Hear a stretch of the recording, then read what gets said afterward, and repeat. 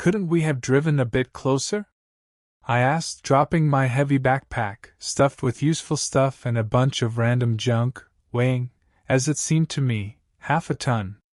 No way, buddy, you see for yourself, you can't squeeze through here on foot, let alone with a vehicle, replied Jake, following my example and freeing himself from the load he'd been carrying on his shoulders.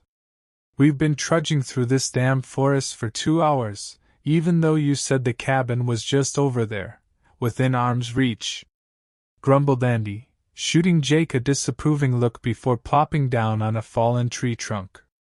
Stop whining, it's just a little further, 20 minutes tops, and we'll be there, mumbled Jake, then pulled a bottle from his backpack and started drinking it down in big gulps. Hey Jake, maybe we're lost? I asked, glancing around as the forest gave me an uneasy feeling. Something felt off.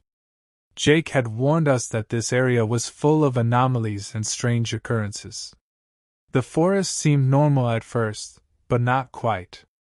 No sounds, except for occasional eerie creaks of the trees, making it feel like one might fall and crush us. The thicket was so dense it was nearly impossible to move. And the cold, unnatural cold, made me shiver, even though it had been scorching outside when we left the car. Sunlight barely penetrated the canopy, keeping everything in semi-darkness. Jake opened his mouth to speak, but Andy interrupted. By the way, what's this cabin, and how do you even know about it?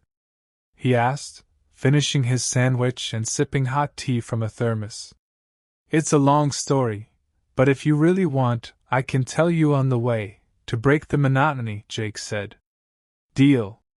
Andy concluded, and a heavy silence settled. After a while, Jake motioned that it was time to move, as sitting was nice but reaching the cabin sooner sounded better.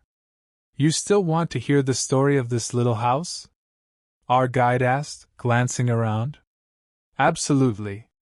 Andy said enthusiastically, sometimes hitting me in the face with branches as he pushed through them, which was slowly starting to annoy me.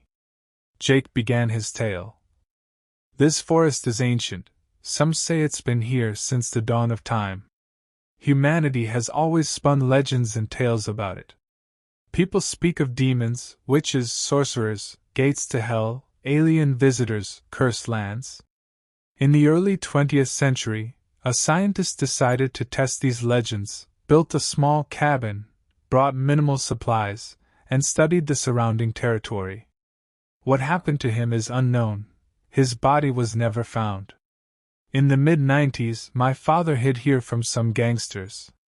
He stumbled upon this cabin, stayed a while, and lived off mushrooms, berries, and occasionally some game or fish from a nearby pond.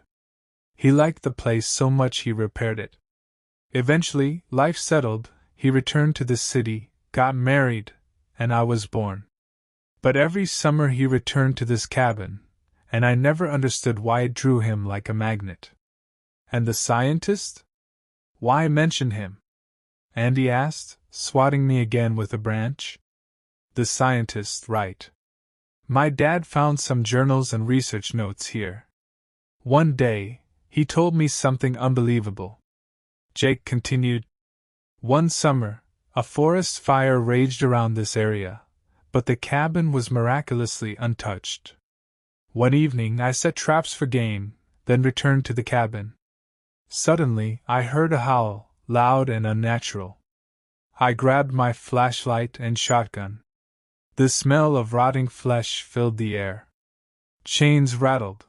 One of my traps had caught something, but it broke free and charged me. I fired. It fell but was faster than I anticipated.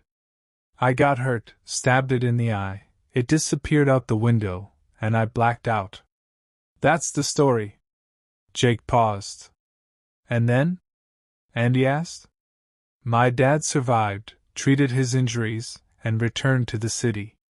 That's why he came back here every summer. He was hunting that creature. We reached the cabin.